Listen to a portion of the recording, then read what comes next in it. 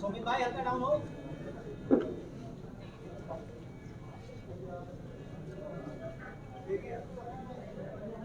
आ गया भैया।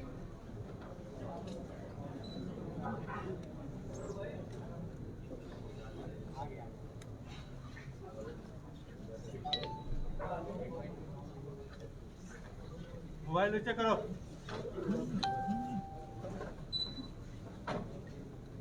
सुमित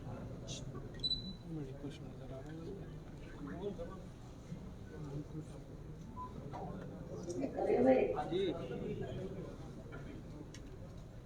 मीडिया बंधुओं, जैसा कि ये संदिग्ध है कि खासकर यूपी में विधानसभा चुनाव के नजदीक आते ही अब यहाँ बीजेपी व अन्य सभी विरोधी पार्टियों का प्रदेश की जनता को हर प्रकार से लुभाने व वर्ग लाने आदि का जबरदस्त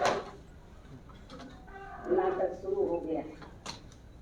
जबकि इस मामले में सच्चाई ये है कि केंद्र व यूपी की भाजपा सरकार ने पिछले 1.5-2 महीनों में जो यहाँ अनगिनत व थोक में भरमार घोषणाएं, शिलान्यास एवं अधकच्चे कार्यों के उद्घाटन व लोकार्पण आदि किए हैं, तो इनका ये सिलसिला ऐसा लगता है कि इलेक्शन घोषित होने तक ये लगातार जारी रहेगा। तो ये सब इनकी इस बार विधानसभा चुनाव में होने वाली हार को काफी कुछ दर्शाता है। इसके अलावा बीएसपी को छोड़कर यहाँ सभी विपक्षी पार्टियों ने भी चुनाव की घोषणा होने से बहुत पहले ही प्रदेश की जनता को लुभाने के लिए अभी तक जो भरमार घोषणाएं व वायदे आदि किए हैं, तो ये भी इनके लिए अनेकों सवाल खड़े करता है। जैसे सपा की तरह कांग्रेस पार्टी ने भी प्रदेश की जनता को जो किस्म किस्म के असंख्य व प्रलोभन भरे चुनावी वायदे किए हैं, तो उन पर यहाँ की जनता जल्दी से विश्वास करने वाली नहीं है। और इस संबंध में हमारी पार्टी का ये कहना है कि यदि कांग्रेस पार्टी ने यहाँ यूपी में भी अपने लंबे रहे शासनकाल में अपने 50% भी चुनावी वायदे पूरे कर दिए होते, तो फिर आज ये पार्टी केंद्र व उत्तर प्रदेश सहित देश के अधिकांश राज्यों से भी सत्ता से बाहर नहीं होती। इतना ही नहीं, बल्कि इनकी कथनी व करनी में जमीन आसमान का अंतर होने की वजह से अब जनता इनके वायदों व घोषणाओं आदि को कतई भी गंभीरता से नहीं ले रही है। ये स्थिति इस मामले में हमें दूसरी पार्टियों की भी देखने के लिए मिल रही है। हालांकि इस मामले में बीएसपी बातें बहुत कम व कार्य करके दिखाने में ही ज्यादा विश्वास रखती है। और ये सब आपको यूपी में 4 बार बीएसपी के नेतृत्व में रही सरकार में काफी कुछ देखने को मिला है। और हमने खासकर केंद्र व यूपी में आसीन सत्ताधारी पार्टी बीजेपी के बारे में ये भी कहना चाहूंगी कि यदि इस पार्टी को जनहित व आम जनता के दुख दर्द आदि की थोड़ी भी परवाह व चिंता होती, तो पिछले दिनों जिस प्रकार से पूरे देश में हर दिन रिकॉर्ड तोड़ पेट्रोल एवं डीजल आदि की कीमतें बढ़ी हैं और जिस कारण फिर पूरे देश में महंगाई भी काफी ज्यादा बढ़ी है, तो ये सब जनता आसानी से बुलाने वाली नहीं है। और अब कई राज्यों में जल्द ही होने वाले विधानसभा चुनाव में अपनी हार के डर से इनकी कीमतों में जो इन्होंने थोड़ी सी कमी की है, तो इसकी भी भरपाई ये पार्टी चुनाव के बाद ब्याज सहित जनता से जरूर वसूल कर लेगी। इसे भी जनता को जरूर ध्यान में रखकर करना चाहिए। इसी प्रकार यूपी में अब विधानसभा चुनाव नजदीक आते ही यहाँ गरीबों को जो राशन मुफ्त बांटा जा रहा है, तो ये भी चुनाव खत्म होते ही जरूर बंद हो जाएगा। ऐसे अनेक और भी अब किस्म के प्रलोभन किए जा रहे हैं, जो चुनाव के बाद फिर कहीं भी नजर नहीं आएंगे। इसके साथ ही यूपी की जनता को ये भी ध्यान में रखकर चलना चाहिए कि भाजपा खासकर यूपी में अपनी जन विरोधी नीतियों व द्वेषपूर्ण कार्यकलापों एवं सरकार की घोर विफलताओं पर पर्दा डालने तथा इन पर से लोगों का ध्यान बांटने के लिए भी यहाँ विशेषकर सपा आदि से अंदरूनी मिलीभगत व सांठगांठ करके जिन्ना व अयोध्या पुलिस फायरिंग जैसे अनेकों नए गढ़े हुए सांप्रदायिक व धार्मिक मुद्दों को उठाने का भी पूरा प्रयास कर रही है, ताकि ये जो चुनाव है हिंदू मुस्लिम हो जाए। ये इन दोनों पार्टियों का अंदर ये प्रयास चल रहा है, जो स्वाभाविक तौर पर ये सपा व भाजपा आदि को आपसी लाभ पहुंचाने की नीयत से इनकी स्वार्थ की राजनीति को पुनः उजागर करता है। हालांकि जनता अब इनसे काफी सजग भी है।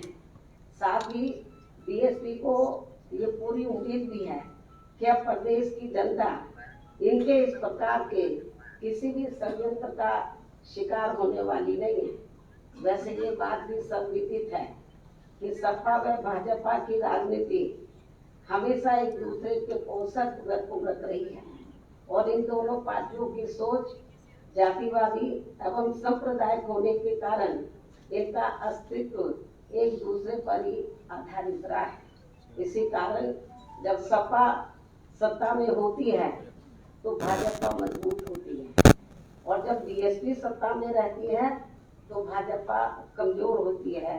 ये भी सोचने की बात है। इतना ही नहीं बल्कि प्रदेश में कुछ ही समय के बाद होने वाले विधानसभा चुनाव से पहले यहाँ भाजपा द्वारा विधानसभा की 403 सीटों में से 300 व सपा द्वारा 400 सीटें जीतने की जो बात कही जा रही है, तो ऐसे में इनका ये दावा इतना अधिक बचकाना व हवाई है कि इनकी इच्छा पूर्ति के लिए फिर तो यहाँ विधानसभा की सीटों की संख्या बढ़ाकर चुनाव आयोग को लगभग 1000 ही कर देनी चाहिए।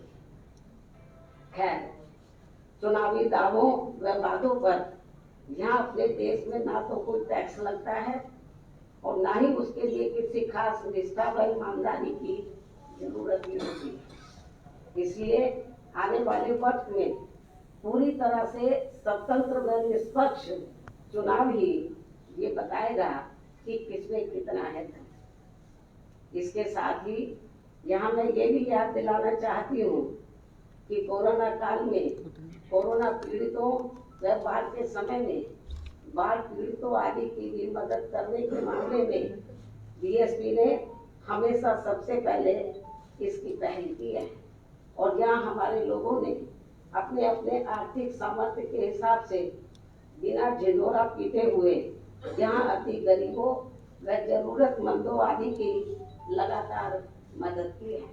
वैसे भी हमारी पार्टी की अपनी सीमाएं हैं, क्योंकि बीएसपी अभी ना तो सरकार में है और ना ही दूसरी पार्टियों की तरह पूंजीपतियों व धनना सेठों आदि के धन बल पर चलने वाली पार्टी है, जिनसे भी ये सरकारें इनका राष्ट्र धर्म नहीं निभा पाई है तथा वे आपदा में भी अवसर प्राप्त करके अपनी तिजोरी को ही अधिक भरते रहे हैं। ऐसी पार्टी व सरकारों से क्या जनता उनसे इसका हिसाब किताब नहीं करेगी, यानी किसी करेगी। इसी प्रकार केवल आम जनता ही नहीं बल्कि देश की अर्थव्यवस्था की रीढ़ अर्थात संपूर्ण किसान समाज भी केंद्र सरकार की अहंकारी वादा खिलाफी एवं निरंकुश आदि व्यवहार से काफी ज्यादा गुस्से में है तथा आक्रोशित भी है।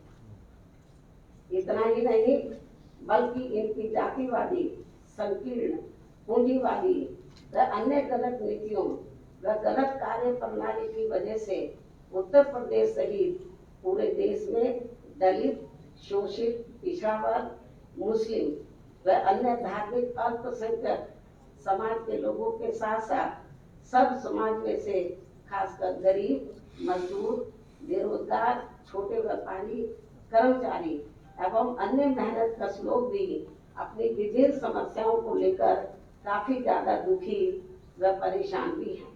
कोरोना काल में तो इनकी हालत और भी ज्यादा खराब हो गई है। ये सब किसी से छिपा नहीं है।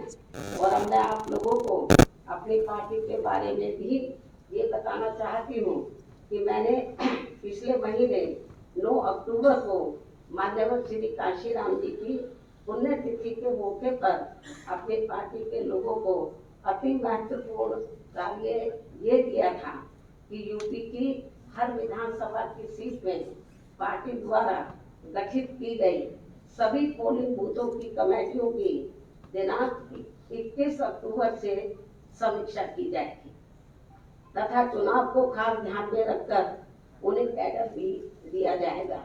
जो ये कार्य पूरे प्रदेश में काफी युद्ध स्तर पर चल रहा है। दूसरा, जिनके अभी तक वोट नहीं बने हैं तो उनके चुनाव आयोग द्वारा दिए गए नियमों के मुताबिक चलकर सभी बन जाने चाहिए।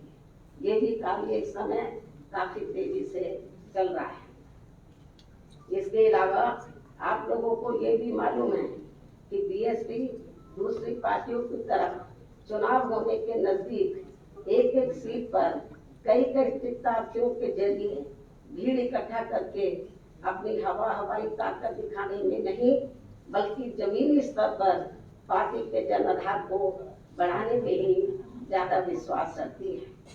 साथ ही मेरे सरकार में रहते हुए भी चुनाव के नजदीक वर्तमान मुख्यमंत्री की तरह जिले जिले में जाकर हवाई सरकारी घोषणाएं, शिलान्यास व कच्चे कार्यों के उद्घाटन आदि नहीं करती है तथा न ही उनकी आड़ में आधे से ज्यादा सरकारी कर्मचारियों की भीड़ इकट्ठा करके अपनी राजनीतिक सभाएं करती है, बल्कि जरूरत महसूस होने पर स्टेट लेवल का एक आदि बड़ा प्रोग्राम करके लोगों को चुनाव की तैयारी में ही लगा देती है, जिसकी मैं बीच बीच में लखनऊ में खुद ही समीक्षा करती हूँ तथा पार्टी के वरिष्ठ लोगों से विचार विमर्श करके उम्मीदवार आदि भी तय करती हूँ। इसके साथ ही यहाँ मैं ये भी कहना जरूरी समझती हूँ कि अब पूर्वांचल एक्सप्रेसवे तथा कुशीनगर व जेवर हवाई अड्डा आदि बनाने का जो वर्तमान भाजपा सरकार इसका खुद पूरा श्रेय ले रही है तो ये सही नहीं है, जबकि इन तीनों कार्यों की व अन्य सभी एक्सप्रेसवे तथा मेट्रो आदि की भी पूरी रूपरेखा बीएसपी की सरकार में ही बना दी गई थी और इसकी मेरी सरकार में शुरुआत भी कर दी जाती है यदि उस समय केंद्र की कांग्रेसी सरकार इन कार्यों में रुकावट पैदा नहीं करती। ये भी मैं आपको बताना चाहती हूँ। इसके अलावा यहाँ मैं यूपी के मुख्यमंत्री योगी जी को ये भी अवगत करा देना चाहती हूँ कि आपकी तरह मेरा भी खुद का अपना परिवार नहीं है। फर्क केवल इतना है कि इन्होंने दिखावे के लिए सन्यासी होने का गेरुआ चोला पहन लिया है, लेकिन मैंने ये सब नहीं किया है। इसके साथ ही इनका मूल परिवार केवल आरएसएस है, लेकिन मेरा मूल परिवार सभी वर्गों व सभी धर्मों के लोग हैं तथा मैंने अपनी सरकार में सभी धर्मों के लोगों के हितों का एक समान ध्यान रख दिया है, लेकिन इन्होंने केवल एक ही धर्म के लोगों में से कुछ विशेष जातियों के हितों का ही खास ध्यान रखा है।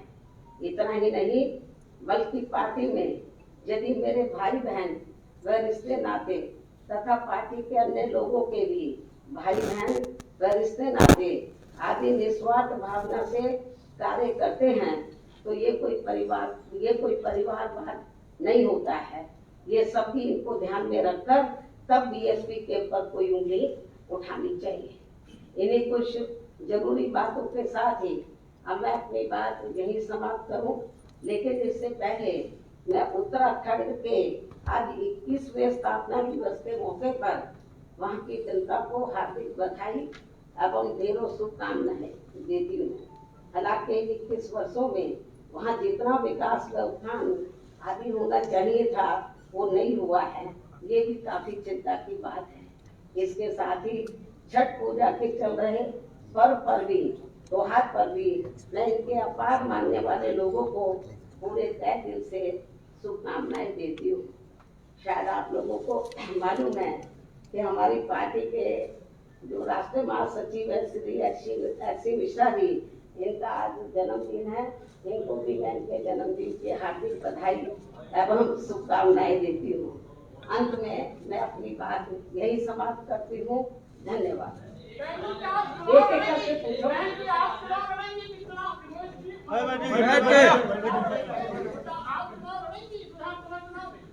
ये कोई जरूरी नहीं कि योगी जी क्या कर रहे हैं और अखिलेश क्या कर रहे हैं, मुझे मेरी तुलना आप उनसे करेंगे।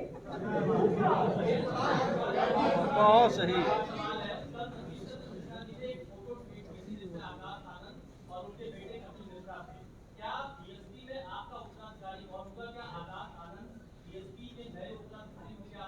अभी मेरा स्वास्थ्य ठीक है, तो जब मैं पार्टी में कार्य करने लायक नहीं रहूंगी तो उस समय इसका जवाब दे दिया जाएगा।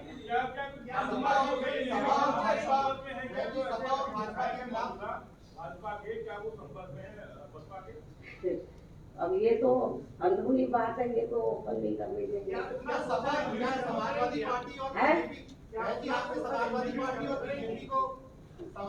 ये तो हमारा शुरू से ही चलता है।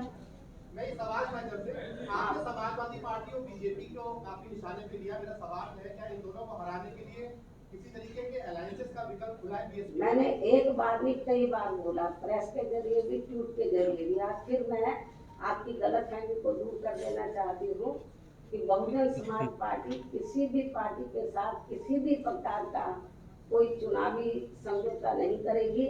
अकेले अपने बलबूते पर ये चुनाव लड़ेगी। हम समझौता जरूर कर रहे हैं किनसे, सब समाज के लोगों के साथ, उनमें भाईचारा पैदा करके सभी वर्गों को जोड़ने में लगे हैं।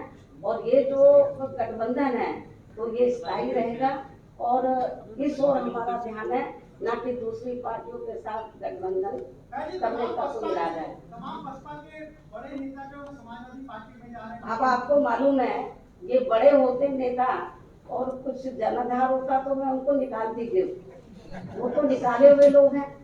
और एक बीएसपी में ये मैं आपकी गलतफहमी दूर कर देना चाहती हूँ, जिसको भी मैं निकालती हूँ वो अकेला जाता है, उसके साथ में बीएसपी के कार्यकर्ता नहीं जाते।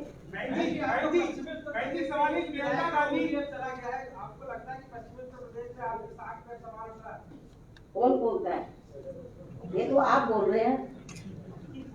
जी, प्रियंका गांधी ने 40% टिकट महिलाओं को दिए हैं, क्या आप इस तरीके से कुछ सोचते हैं? पहले तो कांग्रेस पार्टी को जिन राज्यों में उनकी सरकारें हैं, या जब कांग्रेस पार्टी पावर में थी तो सबसे पहले तो इनको सेंट्रल में थी, तो इनको सबसे पहले तो इसको लेकर कानून बनाना चाहिए था। हम तो ये तो 40 की बात करें, 33% की विधानसभा और लोकसभा में महिलाओं को आरक्षण के कानूनी तौर पर कांग्रेस पार्टी कानून नहीं बना पाई, ना कांग्रेस बना पाई, ना बीजेपी बना पाई। तो ये जो इधर कह रहे हैं कि भाई 40% का महिलाओं को देंगे, हमको इसके खिलाफ नहीं है, तो हमको चाहते हैं। अब लोग तो ये भी कहते हैं, मैं नहीं कह रही कि इनके पास अब ये 40 का ये क्यों कर रहे हैं, क्योंकि कांग्रेस की हालत बहुत ज्यादा खराब है। तो जब जिन राज्यों में इलेक्शन हो रहा वहाँ क्यों नहीं ये घोषणा कर रहे हैं? जिन राज्यों में जैसे पंजाब है, ये उत्तराखंड है, ये और जिन राज्यों में, वहाँ भी तो करना चाहिए। आप समझ सकते हो कि ऐसा वो क्यों कर रहे हैं।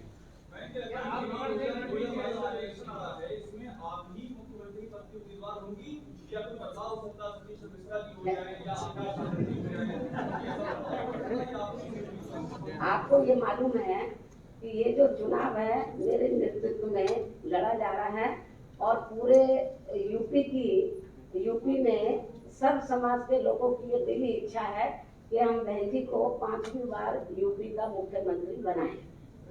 बीएसपी के अंदर चर्चा है हैं?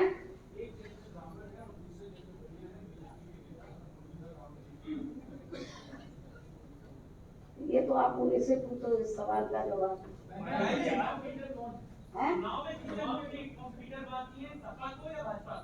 मैं जो आपको बता रही हूँ कि सपा और बीजेपी में तो हम कोई फर्क समझते नहीं, ये तो एक ही सिक्के के दो पहलू हैं। ये तो इस चुनाव को हिंदू मुस्लिम करने के चक्कर में है। ये तो आप खुद इनके जो बयान आ रहे हैं, चाहे तो सपा मुखिया के या फिर योगी जी के जो बयान आ रहे हैं, उससे आप लोगों को ये स्पष्ट तौर पर हमारा कोई भी आप सोच रहे मुकाबला हमें पूरा भरोसा है। जैसे सन 2007 में हमको एब्सोल्यूट मेजॉरिटी मिली, हमें पूरी एब्सोल्यूट मेजॉरिटी मिलेगी। बीएसपी के अंदर चर्चा है कि अब की बार 50% टिकट युवाओं के हिस्से में जा रहे हैं, आप इसका खंडन करेंगी या मोहर लगाएंगी? क्या चीज?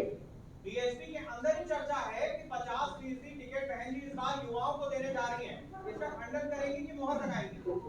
ये तो अच्छी बात है।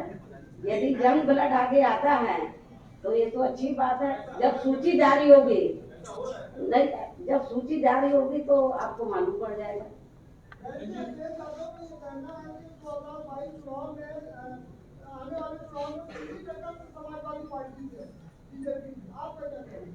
वो केवल एक रथ लेके तो टिकटार्थियों को किसी चौराहे पे इकट्ठा कर ले, किसी के घर चले जाएं और मीडिया को ले जाएं, किसी की ब्याह शादी में चले जाएं, तो उसको मीडिया को दिखा के वो टक्कर में नहीं आ सकते।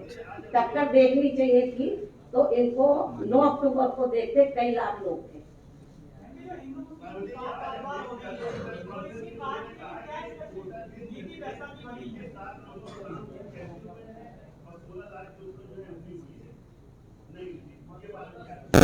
नहीं, ये तो गड़बड़ी की तो शिकायतें मिल रही हैं। सही राजनीतिक दल अयोध्या जा रहे हैं राजनीति के दर्शन करने के, आप भी जाएंगे राजनीति?